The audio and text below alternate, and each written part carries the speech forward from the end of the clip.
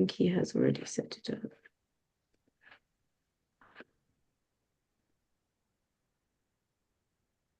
Yeah.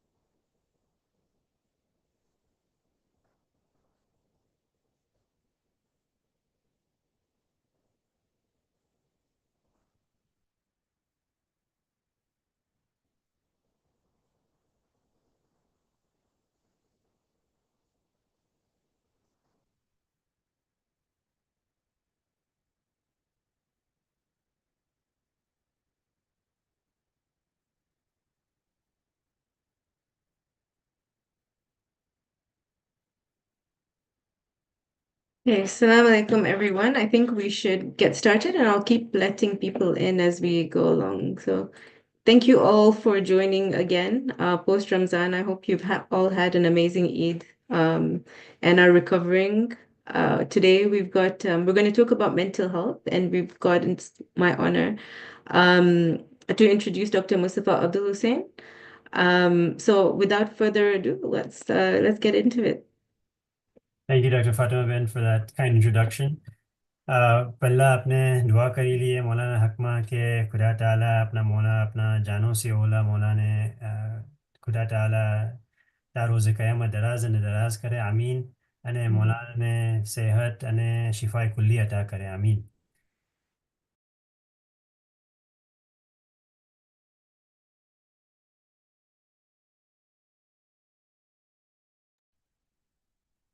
Sorry, सुनाई से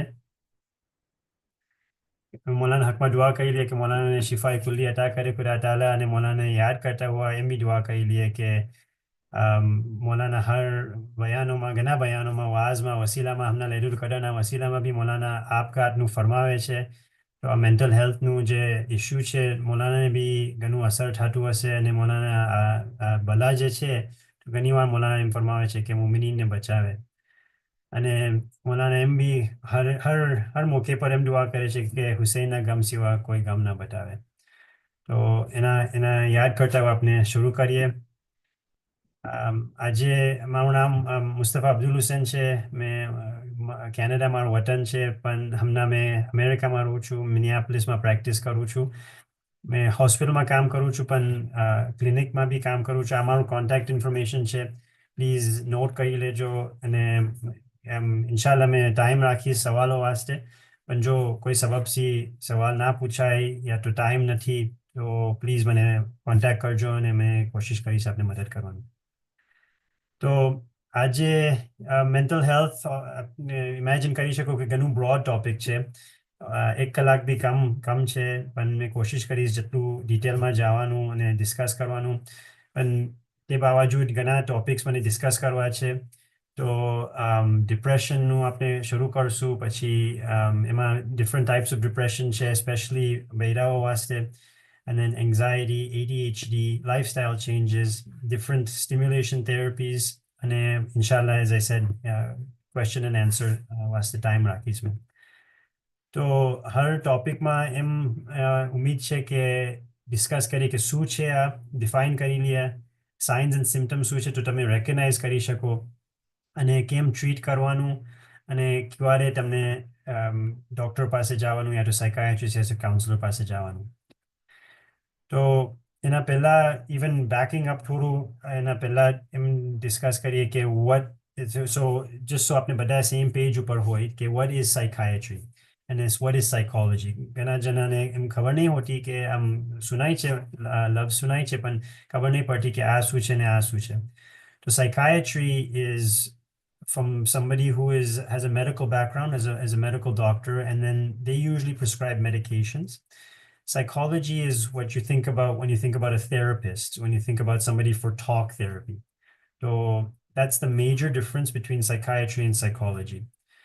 And then with both of these with both of these fields, with both of these specialties, the diagnosis is based on a clinical interview. So a psychiatrist पासे, psychologist पासे, it's an office setting.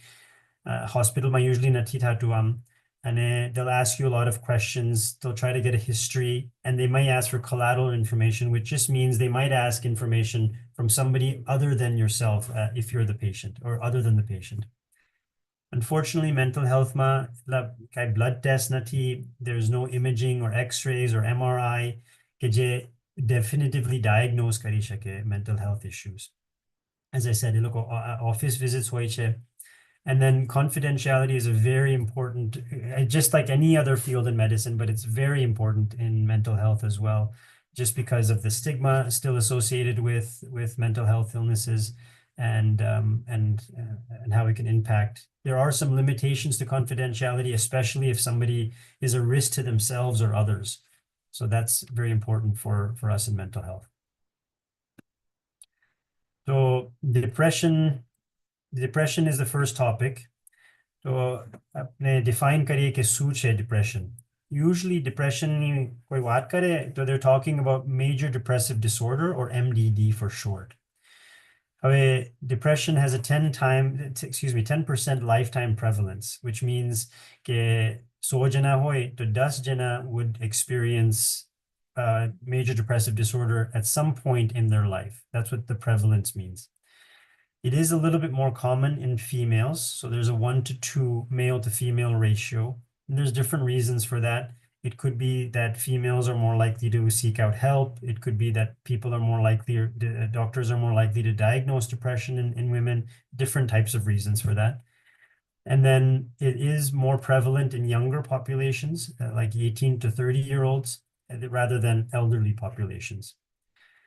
The diagnosis, the criteria is, the important part is 2 weeks of minimum symptoms. So which means that it's not a matter of aaj mane sadness che, am I depressed? And so it's a continuous time frame, and it's the majority of the days of those 2 weeks and the majority of the time of the day.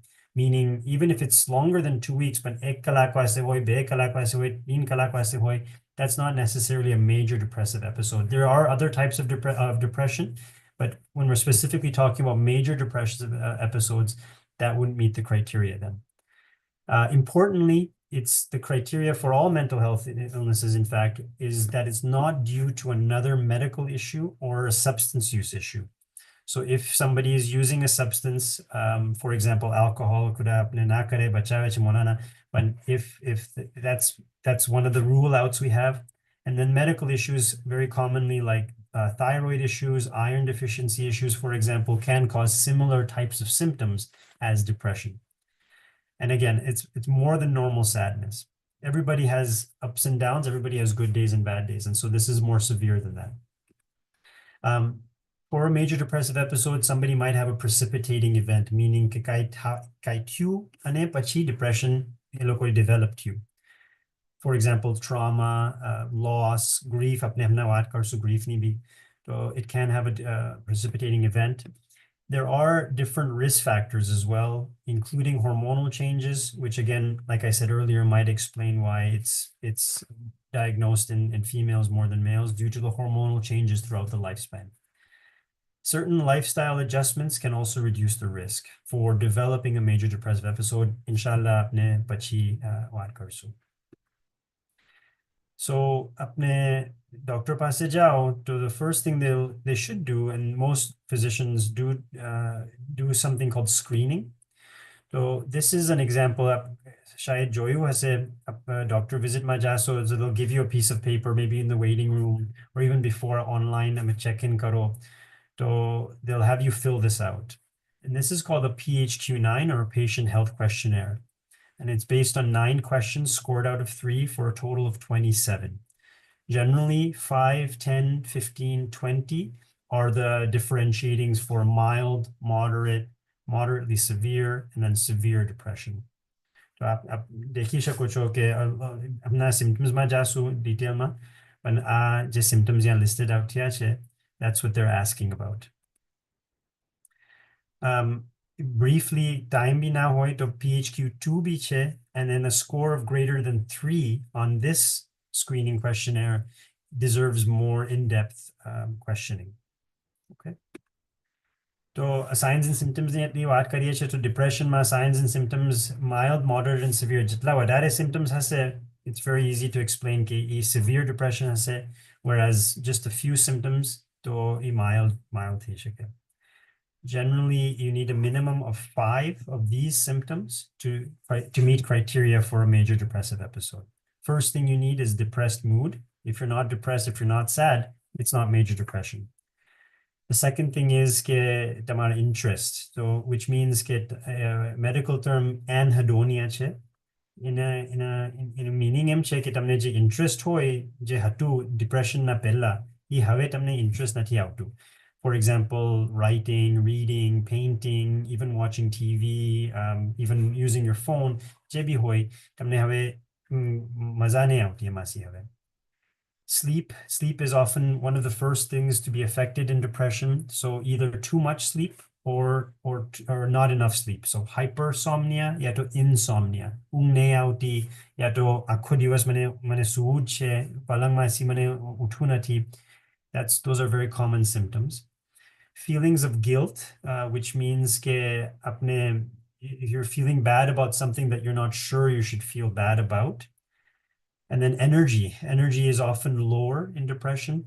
Concentration is lower or affected. It's harder to focus on things that you want to focus on or that were easier to focus on. My patients ઘણી વાર આવે છે તો they'll say કે મેં આ વાંચું છું ને મને ઘણી વાર આ વાંચવું પડે છે, over and over મને આ વાંચવું પડે છે. Like it doesn't sink in, for example. Appetite is often disrupted, and that results in weight changes. So obviously appetite uchut has it, your weight will go up. Appetite uchut has it, your weight will go down. We ask for at least a 5% change in the weight. So that's when we think it's more than just normal variance in somebody's weight. And then physical changes, which means like slowness. તો એમ લાગે કે આમ આખા વજનદાર હોય and they're restless. They're always moving around. That can also be a symptom of depression. And then obviously, severe hoy depression, to apgat no and suicidal thoughts, maybe avishake, suicidal thoughts such as I'm better off dead, I wish I wasn't alive. Maybe even self-harm, cutting themselves, burning themselves, hitting themselves, ibi teishake. Just a quick note on this as well, for males and females. Females are more likely to attempt to harm themselves or attempt suicide, whereas males are more likely to complete suicide.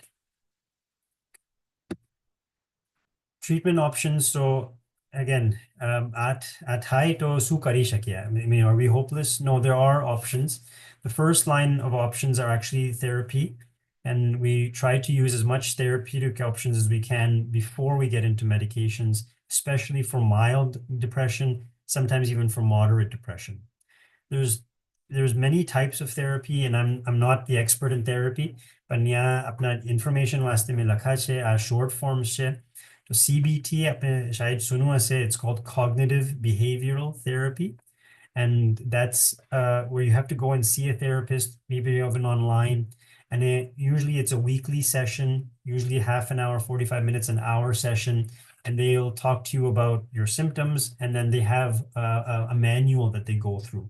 And so there's often homework, there's assignments, there's things that they ask you to do, and then bring it back the next week. IPT also stands for interpersonal therapy, and that's helpful for phase of life changes. So different phases, divorce, death, grief, moves, those are helpful. That's a helpful type of therapy. And then supportive therapy as well can be helpful.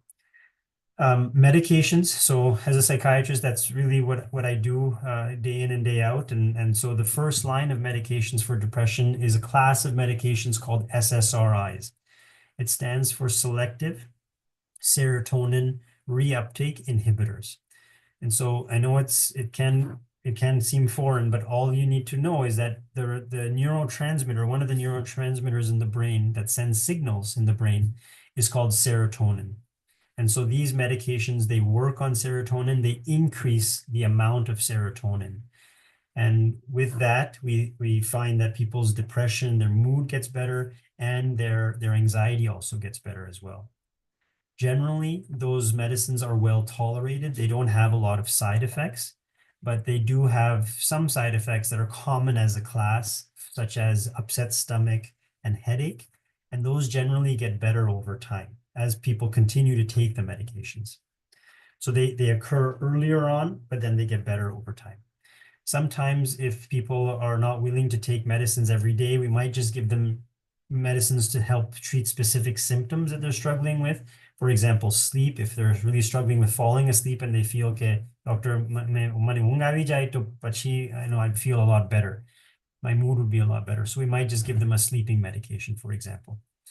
The medicines are always chosen on different factors, and I don't have enough time to go into all those factors, but essentially, if you have a family history, if somebody in your family is taking a medication that's helpful, if you have allergies, if you have different medical issues that we can maybe help with an antidepressant that might help the medical issue or don't want to get the medical issue worse, that's generally how we choose the antidepressants. But as I said, the SSRI class, you might have heard of Prozac or Zoloft, Lexapro or escitalopram. These are SSRIs, and that's our first class of medications. Okay, sorry if I'm giving you too many details on that, but it's an important thing to know. Okay, unfortunately, with loss also comes grief. And so there's a lot of crossover between grief and depression. So I thought I would highlight some of the important differences, because just because somebody is having grief doesn't necessarily mean they're having depression. With grief, a lot of the symptoms are similar. They have sadness, they maybe don't have a lot of energy, don't have a lot of concentration, their sleep might be affected, especially if they've lost a spouse, for example. But a lot of those symptoms are related and surrounding the person who's deceased. So the waves of the symptoms, the waves of the grief comes in relation to the person they've lost. Places, people, times, anniversaries, birthdays, the negative emotions come with those and surrounding those. They'll also often have interspersed positive emotions as well. They generally have their self-esteem is okay. They don't feel bad about themselves, but they might have thoughts of wanting to join the deceased. And then depression is different than that because it's independent of the person who's been lost. It's independent of the memories, independent of the time, and its mood is persistently down. They're more self-critical about themselves. I'm not worth it. I shouldn't be here. I don't deserve to be here. What's the point? That's generally their thought process. And they don't feel like they should be alive, rather than I wish I was with my loved one. So total nuance, but there is a nuance and there is a difference. And importantly, if the symptoms of grief are going on for a long time, it may become depression. They're exclusive either, but usually about a month. Well, actually, sorry, let me correct that. Usually about 6 months. If it's going on longer than 6 months, then we're thinking it's more complicated grief, and then we're really thinking about depression at that point. And one more thing, sorry, in psychiatry, we don't want to over-medicate people for normal life experiences. And unfortunately, grief is also a life experience. So we don't want to medicate somebody for that. Okay. Premenstrual dysphoric disorder, also known as PMDD. Lines, I don't know if you can maybe get rid of these lines, or they're just a little distracting. Yeah, I'll have a look and I'll try and take them off. Sure. Okay. To premenstrual dysphoric disorder, again, define kariye ke such hai. So it's kind of in the name. So it's associated with menstrual cycles. It has to occur in the majority of menstrual cycles, and these symptoms are related to the menstrual cycle. How are they related to the menstrual cycle? The symptoms get worse the week before the menstrual cycle starts, and especially like the 1 week before. They generally get better the first few days as the menstrual cycle starts, and then they resolve or they're non-existent the week after the menstrual cycle. So that time relationship with the menstrual cycle is very important to this diagnosis. During if a lady is suffering from this, then she'll experience marked affective lability, and that's right from the diagnostic book. And so what that means is je mood goes up and down. It's not stable. So lability just means changes in somebody's affect. Affect is how you might perceive their mood. So laughing, crying, angry, and it goes up and down quite a bit, more than regular. Marked irritability, which I think most people know as like gusto or anger. Marked depressed mood, so feeling sad, feeling hopeless, feeling like they're not worth it, that they don't feel good about themselves. And then also anxiety, more fikar. And then with that, they can also have decreased interest in usual activities, difficulty with concentration, lethargy or fatigue, um, changes in appetite, either wanting to eat or not wanting to eat, sleep changes, feeling overwhelmed or out of control, and then also some physical symptoms that are specific to the menstrual cycle as well, like breast tenderness, joint muscle pain, or feeling bloated. Do you need to have all of these? No. It's total of 5 and one of the 4 at the top. So you need to have one of the 4 at the top and then a total of 5. So any combination to get to 5, and that would meet the criteria. In a perfect world, somebody would take a diary and measure and sort of keep a diary on a monthly basis for at least 2 months for the ideal diagnoses. But usually it's a clinical diagnosis again, and the doctor might ask, are you having any relationship of your symptoms with your menstrual cycle? And so this would probably be what's on their mind or what they're trying to rule out. Okay, postpartum depression. Sorry, I'm just gonna keep an eye on the time. Yeah, maghrib થઈ ગયું છે મારા, so I'm just gonna take a quick break અને 5 મિનિટમાં આવું છું. Sure, thank you for that. Okay, so while Mustafa Bai is just gone to pray namaz, I thought this might be a good time for you maybe to write down any questions. He's already gone over depression in general and PMDD. So if you have any questions regarding that, either you can ask them at the end, or if you want to just send me a private message if you don't feel comfortable asking the questions, feel free to do so, and I'll ask them to him at the end. The other thing I just wanted to quickly mention as well is the we sent out a survey recently in Mississauga, and I believe it's gone out in LA as well. But it's a preventative care information survey, and the 2 questions that Mustafa Bai spoke about, or the 2 screening questions for depression, were also on there. And so, even if you want to fill it anonymously, at least you'll know kind of where you stand. So as he mentioned, that if you score more than 3 in total of those 2 questions, then you know that, maybe it's something that you should talk about. If you'd like to get in touch with us here, please feel free to. I'll put my number in the chat box at the end. I'm more than happy for you to contact me, knowing that everything is going to be confidential. Mr. Baba has already given his details, and otherwise just get in touch with someone in your local Umur Sehat, and I'm sure they'll be happy to help. But please, it's worth doing just so that you know where you are, even if you don't want to be followed up by any of us, just do it anonymously. And if you have any questions, as always, happy to answer them.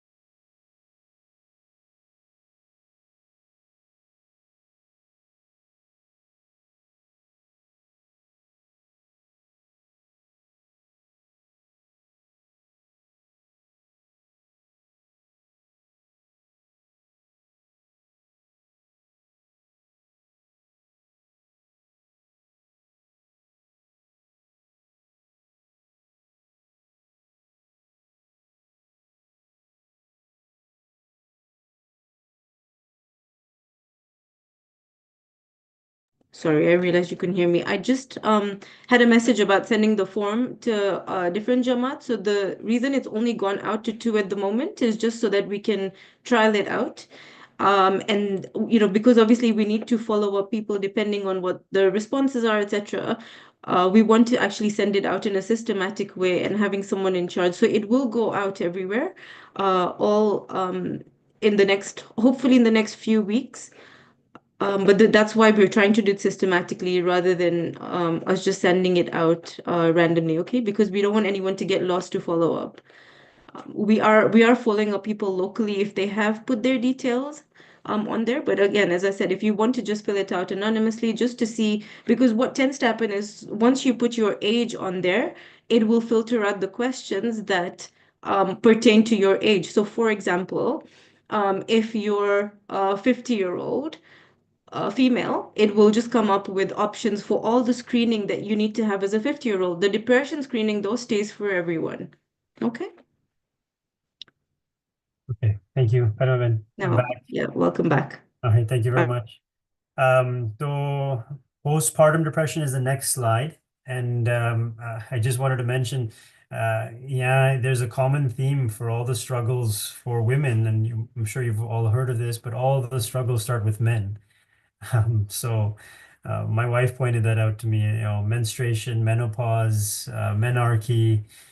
So I'm sorry about that, but and even postpartum depression, I guess, starts with men. Okay, so the postpartum depression again in the name, but there's technically in the DSM-5 there in the diagnoses, you're not technically diagnosed with with postpartum depression. What it's called is called depressive disorder with peripartum onset, and the reason that's a little bit of a nuance and somewhat important. કેમ કે ઘણા pregnancies it's not just કે હવે like the pregnancy was fine me janam apu બચ્ચું થયું and all of a sudden I got depressed. Usually it doesn't work that way.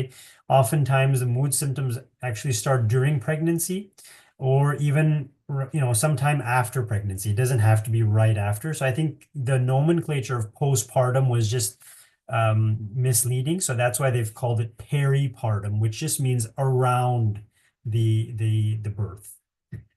And so 3 to 6% of women experience it during pregnancy or in the weeks or months following delivery. So it's common. So it's not something to be ashamed of. It's not something that is unique. So if you do the math, that's quite a few women, and then 50% have them actually begin before the delivery.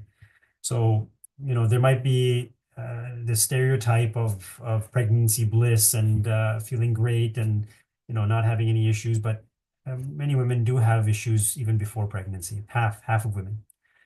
And then it can be associated with severe anxiety as well. And we'll get into anxiety symptoms in just a little bit, and panic attacks, which I'll also talk about. Luckily in rarer cases, there are psychotic features, which means that somebody is not testing with reality. They've disconnected from reality. And sometimes they can even have thoughts of harming themselves and also the baby. And that's much more rare. It's 1 in 500 to 1 in 1,000 deliveries, but it is more common in the first pregnancy. Couple of reasons for that. Explain why taiche, depressive, sukam, postpartum, very quick hormonal changes, especially right after somebody gives birth.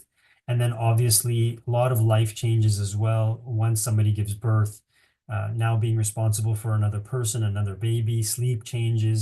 It has a lot to do with family dynamics as well, with father of the baby, family, extended family, etc. So those are the reasons why we think it's more common at that time. This is a slide that I've made to just highlight the difference between something called baby blues and postpartum depression. Baby blues is quote unquote more normal or more common. It's certainly present in a higher number of women. And it usually lasts for a shorter period of time, usually having no suicidal thoughts. Unfortunately, there is an overlap between postpartum depression, so that's why there is a bit of a confusion of what it is, what it isn't. Generally, postpartum depression is thought of as the more severe form of it. And so it's lasting longer. It's can have suicidal thoughts. Luckily, it's not as common, but both of them share tearfulness, mood changes, lability, there's that word again, and then sleep changes. If baby blues are lasting for longer than 2 weeks, then postpartum depression really is on the radar at that point, because it shouldn't last for, generally it doesn't last for longer than 2 weeks. Okay. Next slide is about anxiety. So fikar is the other word for anxiety. Generally, again, apne anxiety ni baat karta hoye che, so we're mostly referring to something called generalized anxiety disorder, or GAD for short. Again, different types of anxieties. There's anxiety disorder unspecified, there's trauma-related disorders, there's even OCD disorders. Unfortunately, I didn't have time to go into all those different types today. But there's specific phobias, heights, insects, darkness, things like that. But when we're thinking about anxiety, this is generally what we're thinking about, and this is what's coming to mind. So we define it, we diagnose it as somebody who's struggling for at least 6 months, and they're anxious on most days. So personally, if anybody knows me, they know I'm a very nervous traveler. So does that mean that I have generalized anxiety disorder? No, I just like to get to the airport 6 hours before. There's nothing wrong with that. But for somebody who has GAD, they're uncontrollable, they're excessive, they have a lot of worries about a lot of different areas of their life as well. It's not just a single area of their life. Finances, work, school, family. So all of these different areas of their life, and they just keep worrying about it. Keep fikar kariye, anu fikar kariye. And if they're not worrying about something, they're trying to find something to fikar. And anyway, MB my patients in Malache કે એ લોકો ના ફિકર કરતા હોય ને તો એ લોકોને એમ લાગે કે શું કામ મેં ફિકર નહીં કરતું. So what's going on, so that's very distressing for them, as you can imagine. તો then symptoms છે, physical symptoms હોવા જોઈએ at least. મેં વાત કરું છું next slide ઉપર. And then if you're in a war zone, God forbid ખુદા ના કરે, or if you get into an accident or કાંઈ એકદમ જ traumatic થાય, so anxiety is expected in some certain scenarios. But this anxiety, GAD, is out of proportion for what they would expect. And again, all psychiatric diagnoses is not due to another illness or another substance. For example, like drugs of abuse. Somebody who's using alcohol, when they stop drinking, they can get more anxious. Somebody who's using steroids, even inhalational steroids or prednisone, often feels more anxious. And then there are different risk factors for developing this disorder. Unfortunately, mostly genetic risk factors, and then also upbringing and childhood can play a part as well. આનું બી screening હોય છે. તો PHQ-9 હતું પહેલું, હવે આ GAD-7 છે. તો આ ઓછા ક્વેશ્ચન છે, 7 questions છે. Again, scored out of 3, so out of 21. And then obviously the more severe, the more likely somebody has GAD. અને આનું બી GAD-2 બી છે. Same idea કે ઓછા questions, just a quick screening tool. I'm sure Fatima બેને બી વાત કરી હશે આની. Okay, તો ફિકરના એન્ઝાઇટી એટલે ફિકર તો થાય છે. I think બધાને સમજ તો પડે છે કે જો ફિકર થાય છે, I'm worried all the time. But ફિકર સાથે શું થાય છે, શું થઈ શકે, that's what these signs and symptoms are. So when they talk about feeling keyed up or on edge, meaning ઘણી વાર બેસા હોય, seat ઉપર બેસા હોય, they're not kind of relaxed, સુકૂન નહીં લાગતું તમે એ લોકોને જોઈને. Somebody who's always restless, they're maybe tapping their feet all the time, maybe them hat tap karta hoy, they're moving all the time, they can't relax. And then magajma, which we can't see, they're overthinking, they're thinking about a lot of different things, and they can also get irritable very quickly, very short-tempered, don't have a lot of patience with others. Physically, they difficulty with sleep. Oftentimes fikar hoy, they're not sleeping well. They have a difficult time falling asleep, but also staying asleep. Depression mention na karu, but depression they can also have that, but also unique is they have early morning awakening. What that means is if somebody is really severely depressed, they might wake up earlier than they want to. Sorry, going back and forth total. Anxiety pachu appetite changes because they might have nausea, they might have physical symptoms, headaches, muscle tension, generally shoulders, neck, back, upper back, tension hoy there, maybe I'm going to exaggerate karuchu, but if somebody is anxious, then they might have tension in their shoulders and neck. Bowel or urinary changes also can be present, meaning iloko might have to go to the bathroom more frequently, or they might have constipation. And then, as I said, panic attacks. So panic attacks, suche a slide ma, I think toru detail che, but also joy che ke su explanation che. Aku body really can involve, but lightheadedness, sweating, and pins and needles in your hands and feet, and then feeling hot and cold at the same time. They might even feel like they're choking, like they can't breathe. Shortness of breath, palpitations, chest pain, nausea, and then the tremors that we talked about. And then mentally, with all that coming together, somebody with panic attacks might feel like what's going on. They might not know ke su thai che, so they might even feel ke loko guzri jase, mota vi jase. They might feel like they're out of their body. They're not sure who they are. It can be very severe. And then it can also feed into itself, because if you think you're having a panic attack, that makes you more anxious, and then that worsens your physical symptoms, and then it's a cycle. Luckily, most severe panic attacks don't last for very long, maybe a couple of minutes at the most.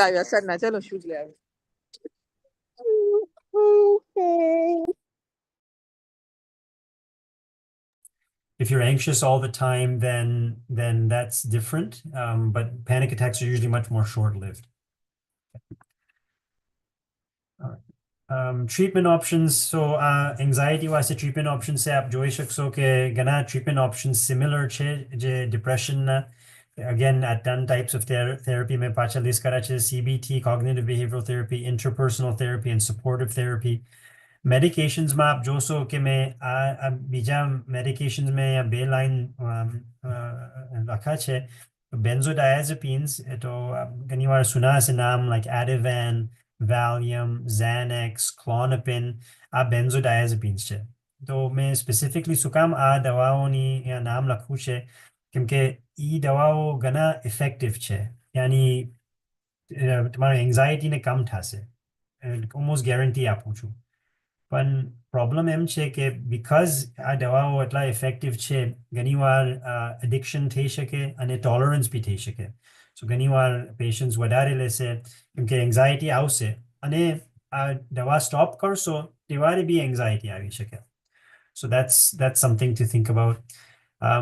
Depression માં એટલા as needed medications નહીં હોતા કેમ કે mood is there for a longer period of time. પણ panic attacks આવવાના હોય, especially કાંઈ situation માં હોય, તો we can use something called as needed medication. So દરરોજ દવા ના લેવી પડે. Just આપણે જેવારે anxiety થવાનું હોય, for example, મારો example લો, પણ મેં દવા નહીં લેતો, પણ if I needed to, when I'm flying, for example, or traveling, diware I could take medication just for those situations. Or ઘણીવાર મારા patients હોય છે તો exams ના પહેલા એ લોકો study કરે એના પહેલા, તો એ લોકોને ઘણી anxiety ત્યારે હોય તો ઊંઘ નહીં આવે, for example, તો પછી આપણે just ઊંઘની medicine ત્યારે આપીએ exam ના પહેલા. Again, જેમ મેં પહેલા બી કીધું તો medications are chosen based on different factors. So same as before. ADHD में લખું છે તો ADHD is attention deficit hyperactivity disorder. આ ઘણું busy slide છે, and I promise કે આ busiest slide છે. But I know our talk was focused on female mental health as well. So maybe many women should be aware ke bachao vaste. So this is present in about 7 to 8% of school-age children.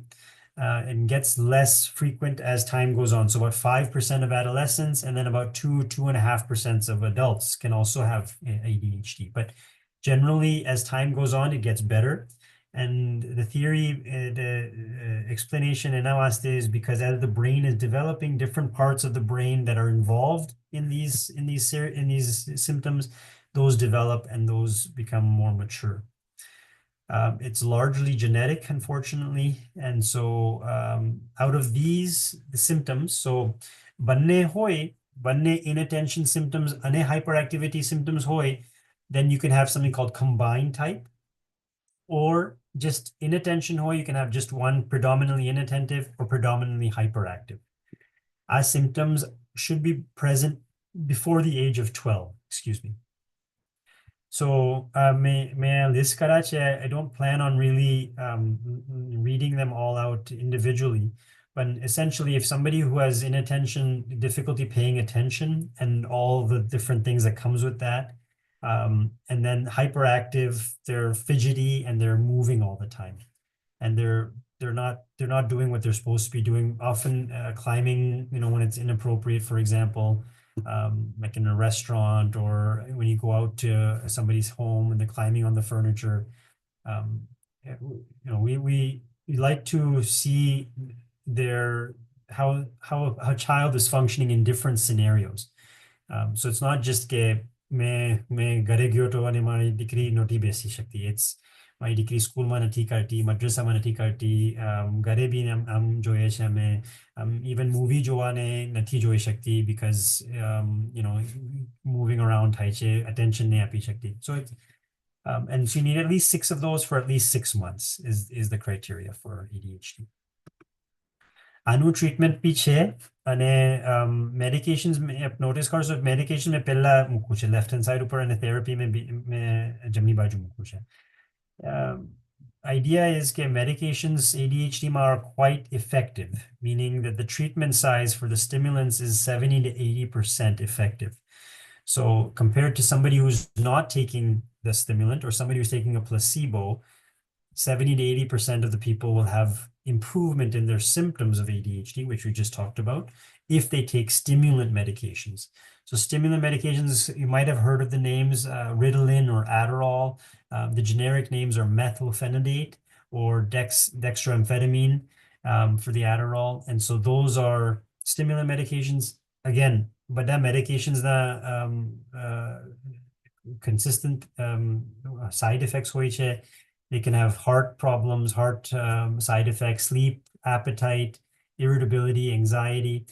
And so there are also non-stimulants that work a little bit differently. For example, atomoxetine and guanfacine. Detail માં નહીં જાતો, but just to awareness વાસ્તે કે આ medicines છે. અને therapy બી હોય છે. For example, આપ CBT પાછું જોવો છો અને academic organization and parent training. Not my area of expertise, but there are ADHD treatment therapeutic options as well without getting into medications. Okay, unfortunately, I would have loved to have one slide or even one lecture, not lecture, but one presentation on each one of these ideas. But as you can imagine, don't have enough time. So I've left it on one slide. So sleep, diet, exercise. If these are in well balanced, if you're taking care of these, it's going to be helpful, not just for mental health, but for physical health as well. Some of the key takeaway points for these ideas is for sleep, especially up in the modern day, sleep is often the first thing to go. So I tell all my patients to be protective of your sleep, meaning કે ઘણીવાર શું થાય છે કે sleep bedtime pushback થાય છે. તો late સુવા જાય છે, maybe આજે 10 વાગે સુવા જાશું, કાલે 11 વાગે, etc. પણ ઉઠવાનું તો એટલું જ એટલા વાગે જ ઉઠવાનું સ્કૂલ વાસ્તે, કામ વાસ્તે. So you have to be protective of your sleep because પછી sleep બરાબર નહીં હોય તો પછી mood is easier to be down, more likely to be anxious or less easier to deal with the anxiety. So that's why I always say be protective of your sleep. Generally, 6 hours to 9 hours is normal time frame for sleep. Some people 6 hours is normal. Some people need 9 hours. Ideally, aiming for 7 to 8 hours is the most helpful. Balanced diet. So for nutrition, there's something called a Mediterranean diet. I don't have enough time to go into too much detail, but please look it up. But essentially, it's high in legumes and fruits and vegetables, lower in sugars and processed foods. And then if actually the base of the Mediterranean diet pyramid is eating together, is eating as a community, which oftentimes the Mediterranean culture encourages. Napnu culture bhi emaj hoy che. So alhamdulillah, that is good. Less caffeine, especially for anxiety, less sugar, and less processed foods, as I mentioned. Aerobic exercise is known to help with mental illness, especially depression, especially anxiety. And the goal is at least 30 minutes a week. And aerobic means your heart rate is getting up and you might feel a little short of breath. Ideally, आप exercise करता हो અને થોડું વાત કરી શકતા હો, that's perfect. And થોડું shortness of breath બી આમ બી વાત કરતા હો, થોડું shortness of breath હોય, that's exactly where you want to be for aerobic exercise. Walking, biking, swimming, skipping rope, these types of exercises are great and they don't cost anything. You don't have to go to a gym. You don't have to do any heavy weightlifting or anything like that. Anybody can do this in the comfort of their home. Okay. No slide share actually. Rashida Ben, you didn't, sorry, Fatima Ben, you didn't have this, but I just wanted to add it. Kimke technology is obviously a big part of everybody's lives now. And so I thought I'd talk about it briefly. In technology, when I think about technology and mental health, there's positives and there's negatives. And so there's positives because, like I said before, we can use it for sleep, for example. Garialo, for example, phone bhi have kahi che ke kitla kala ko mala ungna. Habits be track karwa hoy ke mane habit karwi che. We can do that with apps on our phones. And then for specifically for female patients, like I mentioned, the diaries of it, I keep making this motion, but who is writing things down now, right? So it's all on the phone. There's apps for that. You can put it in the calendar. There's apps that have specifically mental health symptoms listed there. You can put a smiley face and a sad face for how you're feeling that day. We can use it for different reminders and alarms, especially like dawa waste kay levi hoy, different times of the day. And then even this what we're doing right now is because of technology. So we wouldn't be able to do that because if we didn't have access to technology. So connectivity and then contacting providers. You can often see mental health providers now online, right from the comfort of your home, which isn't always present in other specialties in medicine. Unfortunately, like anything, there's another side to the coin. It can be addictive. You get dopamine, you get um, overuse, you get addicted. Your brain tells you, chuche to kariye, haji warare kariye, and so that you can overuse from that. Bullying is an unfortunate part of being online, especially as an adolescent, as a child. And then with social media, there's been several studies now that show how the increased number of social media accounts you have, the higher risk you have of depression. So if I remember correctly, 3 social media accounts and above increases the risk of developing depression by 30%. So it's just easy for me to remember 3 and 30. So and then, it can increase your mental health symptoms, including worsening depression, anxiety, and sleep. These, very briefly, I won't take up more than a minute on this slide, but in severe cases of depression, just so aapne khabar hoy ke these are treatments that are available for people who, when medicines are not working and they're having severe symptoms of depression, they're not functioning, they're not getting out of bed, they're not eating, they're not bathing. We might need to use stronger forms of therapy, and I've listed 2 of these here. ECT, or electroconvulsive therapy, is medically inducing a seizure. It's safe, and it happens in a hospital setting under short-term anesthesia. And then transcranial magnetic stimulation is also an office-based. It's an office-based procedure, and it uses a strong magnet. And it had the toughest part of TMS is that it makes a strong clicking sound. And then there's different areas of the brain, the different lobes that are targeted to help with depression and anxiety. For example, the prefrontal cortex for depression. And so there's different sort of modes that they can use for that. So Chelu slide had to, I'm going to actually put up my first slide again to my contact information Shewa, in case apne na joyu hoy. So these lakilo, and I have as much time as you need for questions or concerns. Shukran. Thank you very, very much, Ms. Fawad. That was really insightful. And inshallah, I'm sure everyone gained a lot from it. It was interesting that, you mentioned that men cause most of these problems. And actually, with PMDD, a lot of my patients come in saying their husbands realize that they're about to go on their period because their moods change so significantly, right? On that point, there is a question from someone saying, if a female has all five symptoms every month during her PMS, does that mean she has depression, or although she's okay on other days? Yeah, so what you said right at the end is then no. If she doesn't have symptoms on the other days, then she wouldn't have MDD. She would have PMDD. So then the treatment becomes, sorry, so then the treatment becomes, it's a little bit different, but it's similar. So we would use SSRIs. So then the question becomes, well, you're using an antidepressant. Does that mean she has depression? But the way we can use the SSRIs is different. So we can use the SSRIs, the medicines, just before the period.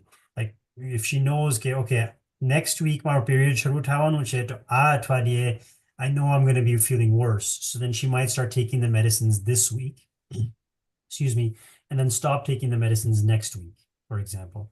And because of the way the physiology works and the hormonal changes, generally the medicines actually do work faster in PM and PMDD than somebody who has to take them for major depressive disorder, for example. Thank you. The other thing is that it's really, depression, anxiety, they're very stigmatized conditions. And so because of that, I think, people don't really seek help early enough.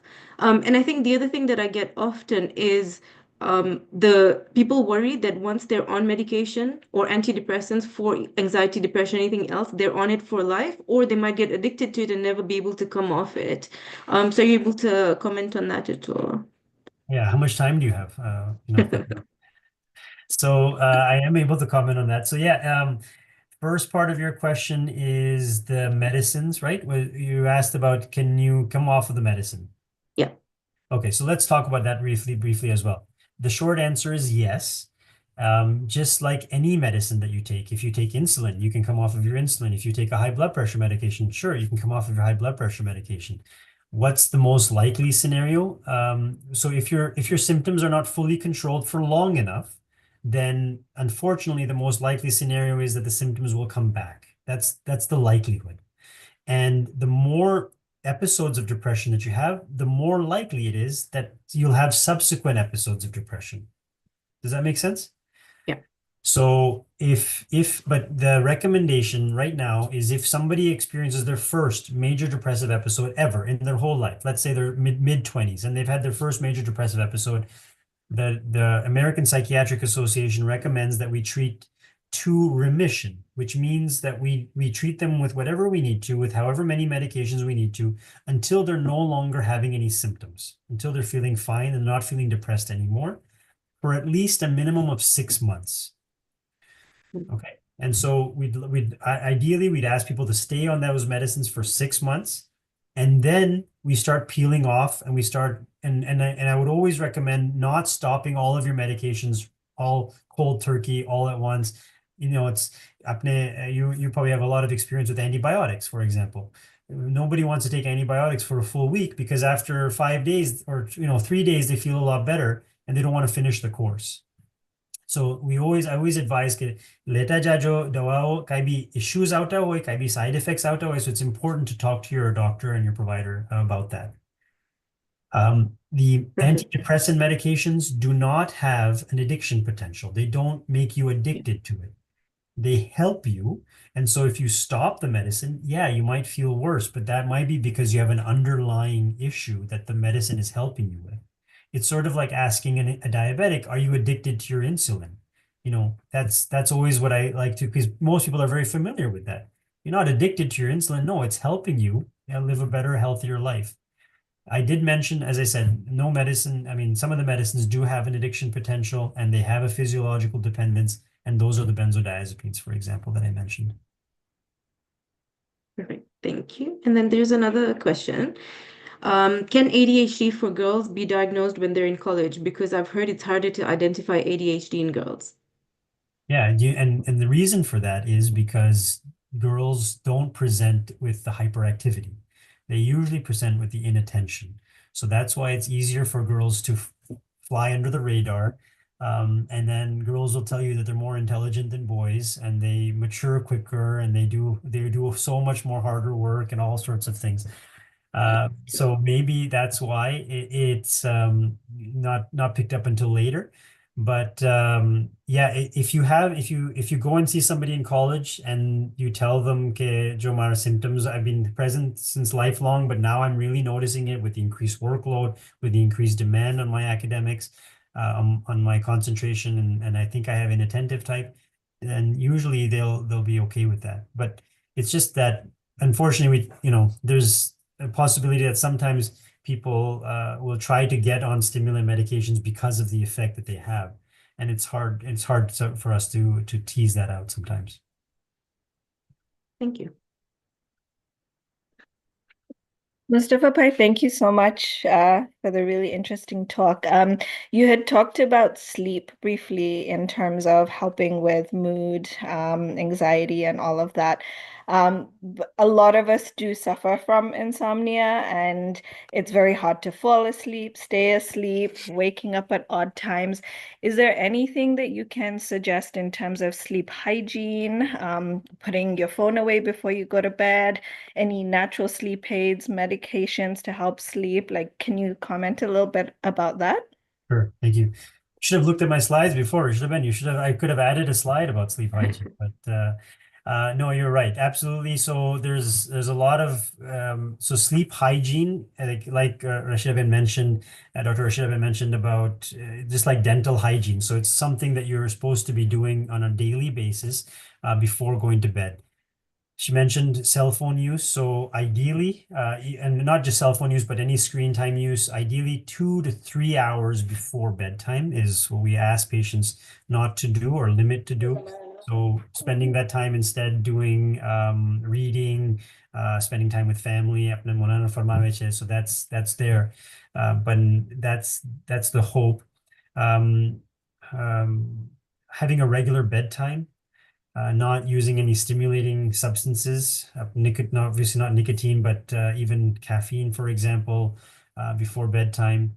And then not eating a large meal before bedtime because that might affect like heartburn, for example, the digestion.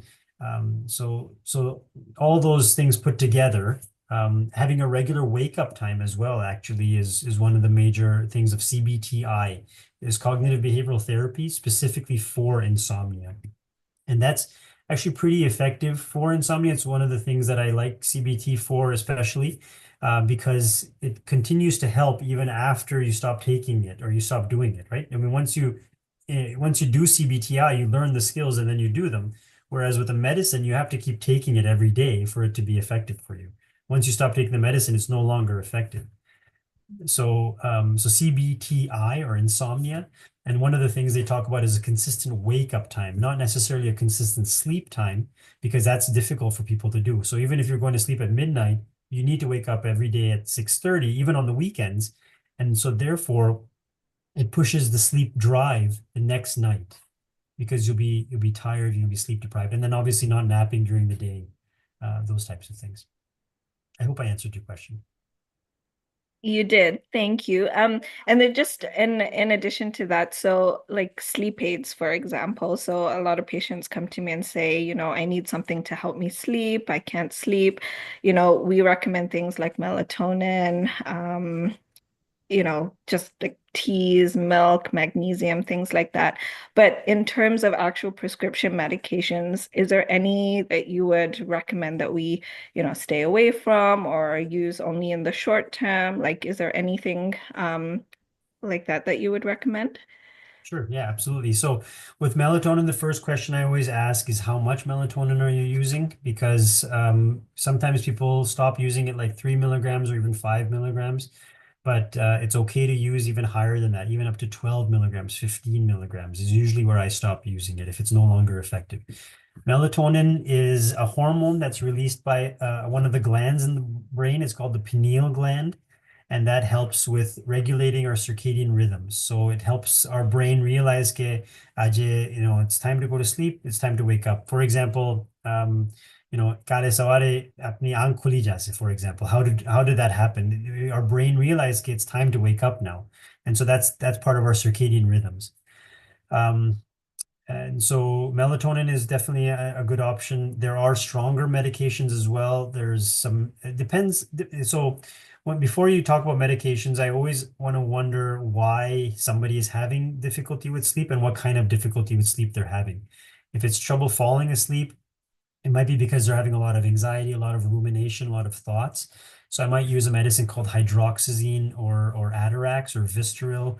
It's an antihistamine. Benadryl is also available over the counter, which might be helpful in some patients. There's a medicine called trazodone, which is actually an antidepressant medication, but it's sedating. And so we use it for that side effect of sedation. And those are usually to help with people going to sleep. There's another antidepressant called just slipped my mind. Sorry, it'll come to me. Mirtazapine. Sorry. Mirtazapine. No, mirtazapine is there. No, I'm talking about for maintenance insomnia, not doxycycline, doxepin. Doxepin. Yeah, sorry, doxepin. Thank you. And so doxepin is a good antidepressant to help with maintenance insomnia if somebody's having trouble staying asleep, and that's a good drug that we use for that. And then there are more sort of controlled medications like Ambien and Lunesta. Those are only actually FDA approved for a couple of weeks, so they shouldn't be used long term. So that's just to help people short term. Thank you so much.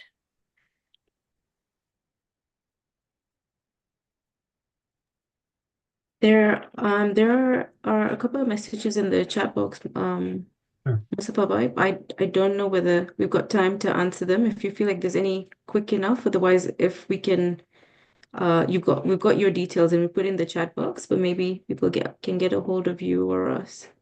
If you feel that Fatih it's asking a good question about brexanolone or zuranolone. I haven't used them in my practice, so I wouldn't be able to comment on those. Sorry about that. And then newer meds like Vraylar, better for schizophrenia and bipolar depression for pregnant patients who are suffering from these diseases. I don't know. I always worry about the word better because it depends on the patient. The drug companies might tell you that they are better. I like to try, the tried and true medications. So for bipolar depression, I might use some quetiapine or an antipsychotic like Seroquel, for example. I try to stay away from lithium, but lithium isn't all bad in pregnancy either. But again, I think that's probably beyond the scope for this talk. It can cause one of the heart abnormalities, but as long as that's monitored, it's actually a pretty good drug in pregnancy. And then sleeping gummies for kids is safe to use to put them to sleep faster. Yeah, I think, there's no issues with that. Obviously, just from a Dean point of view, just make sure that there's no gelatin in the gummies. And then the active ingredient often is probably going to be melatonin. So just keep an eye on that. And then does Ozempic help with diabetes, depression, and weight loss? Yeah, it does. So it doesn't necessarily help with depression. It definitely helps with diabetes and weight loss. Not my wheelhouse, not the drug that I prescribe all the time, but from what I've read, it does help with that. It's effective. And then subsequent to that, it may help with depression as people's medical issues, like for example, diabetes are getting better, it's an inflammatory illness. So that's maybe one of the reasons why, but also, unfortunately, as people lose weight, people might see them differently, they might treat them differently, which might affect their mood and their outlook as well. Just on that really brief note on that issue, there's something called now it's less common with these types of drugs, but there used to be like a gastric bypass. It's called a Roux-en-Y gastric bypass. It used to be very common, even a sleeve procedure.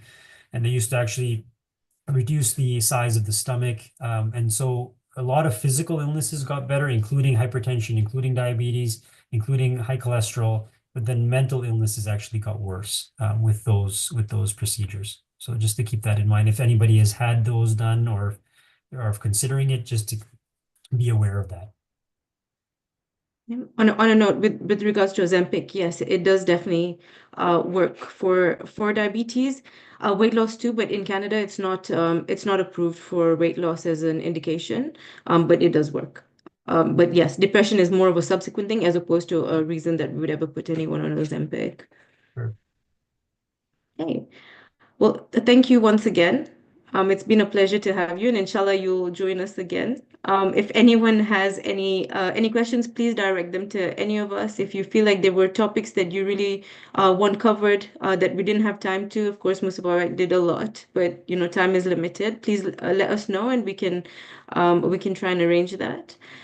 Just a reminder, so the next one is going to be on the 5th of May, the next talk on this health series. It's going to be on fertility, and even if it's something that you feel doesn't affect you, it's really useful. The point of these health series webinars is to get information so that you can support people around you as well. So on that point, please do consider attending. You never know, you might learn something from it and be able to help someone else, even if it's not for yourself. Okay.